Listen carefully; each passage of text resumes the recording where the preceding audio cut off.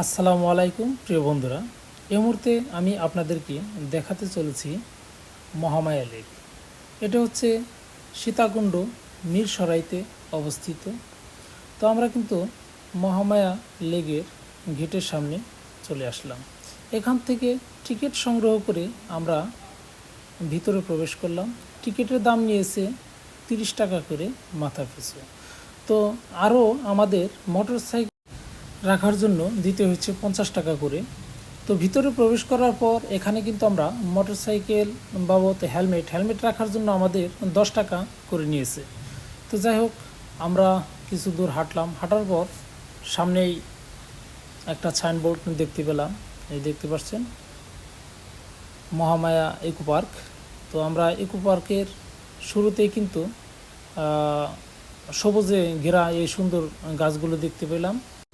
আমরা পৌঁছে গেলাম সেই মহামায়া লেক। এটা কৃত্রিমভাবে তৈরি করা সবচেয়ে বড় লেক। আর এই লেকটা হচ্ছে সীতাকুণ্ড মিরসরাইতে অবস্থিত। তো আমরা এখানে কিছুক্ষণ ঘুরলাম, দেখলাম। তারপর এই ভোটগুলো কিন্তু ভাড়ায় পাওয়া যায়। আর ভোটগুলো ভাড়ার জন্য এই যে ছেলেপেলেরা আছে, এই যে এখানে দেখতে পাচ্ছেন, ওরা কিন্তু টাকার বিনিময়ে ভোট ভাড়া দিয়ে থাকে। এখান থেকে টাকা জমা দিয়ে টিকিট করে কে কয় ঘন্টা চালাবেন, মানে ওইটার উপর নির্ভর করে টাকাটা নিয়ে থাকে। তো যাই হোক, ওদের সাথে কথা বলে ভালো লাগলো। ছোট ছোট বাচ্চা পোলাপান ভোট ভাড়া দিচ্ছে। তো আমরা হাঁটতে হাঁটতে আবার চলে গেলাম সেই ঘাটে। তো আমরা তো বড় ভোট একটা নিলাম। এই যে এখানে আবার বড় ভোট মানে শেয়ারের মাধ্যমে যায়। তো ভাড়া আমাদের মাথা পিছু 300 টাকা করে লাগছে। আমরা একটা গ্রুপিংয়ের সাথে চলে গেলাম। দেখতে পাচ্ছেন এই যে আমরা ঘাট দিয়ে যে কিন্তু আমরা ভোটে উঠে গেছি। তো আমরা যখন গিয়েছিলাম তখন কিন্তু এ লেগে প্রচণ্ড পরিমাণে কচুরিপানা ছিল। মানে এটা সবসময় থাকে না আর কি, কিছু কিছু সময় এই পানাগুলি কিনারায় চাপে। তো আমরা পানার উপর দিয়ে কিন্তু ভোটে চড়ে গেলাম। তো ভোটে চড়ার আলাদা একটা ফিল পেলাম। সেটা হচ্ছে আরও অনেক লোকজন যাচ্ছে আবার আসতেছে। আর পানিগুলো খুব স্বচ্ছ নীল পানি। আমরা কিন্তু দেখতে দেখতে সেই ঝর্ণার দেখার জন্য আসছি। সেই ঝর্ণার ঘাটে পৌঁছে গেলাম। এখানেই আমরা ঝর্ণা দেখব। তো ঝর্ণা দেখার অনেক লোকজন আসছে। এখানে অনেক কাদাও মানে পার হয়ে যেতে হয়। এই যে আমরা চলে আসলাম সেই ঝর্ণায়, দেখতে পাচ্ছেন। তো ফার্স্টেই আমি আসছি এখানে, অনেক উপরে লোকের ভিড় কম ছিল, তখন কিন্তু আমি চলে আসলাম। আর এখানে যে মিনারেল মানে পানির মিষ্টি পানিটা এত স্বচ্ছ, এত ভালো লাগলো, মানে অন্যরকম। আমি কিন্তু পানি পান করে দেখলাম। তো খুবই ভালো লাগলো। সারাদিনের পরিশ্রম ও ক্লান্তি, প্রচণ্ড পরিমাণ রোদও ছিল, গরমের আমার কেটে গেল এই পানি খেয়ে।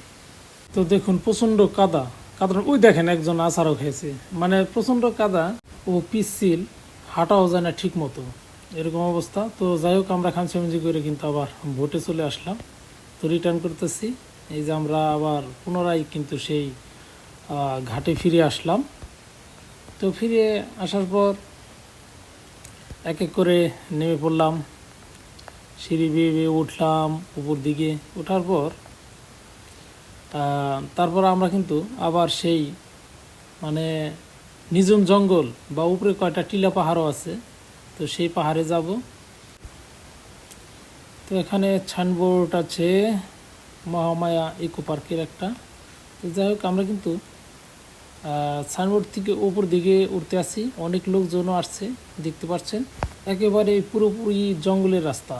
তো যাই হোক, তারাও যাচ্ছে, আমরাও একটু ঘুরবো জঙ্গলের রাস্তাটা কীরকম দেখব। তো এক এক করে তারা উঠে গেছে, আমরাও এখন উঠবো। ওঠার পর তো সামনে দেখলাম এখন ইকো পার্কের উপরে যে লেকটা দেখা যায় উপর থেকে, সেই ভিউটা এখান থেকে নিচ্ছি। পুরা লেকের ভিউটা পেয়ে গেলাম। সেই সাথে আবার বসারও কিন্তু জায়গা আছে। যাই হোক, অনেক ঘোরাফেরা করলাম, এখন যাবার পালা। তো আজ এই পর্যন্তই। সবাই ভালো থাকবেন, নতুন কোনো জায়গায় দেখা হবে।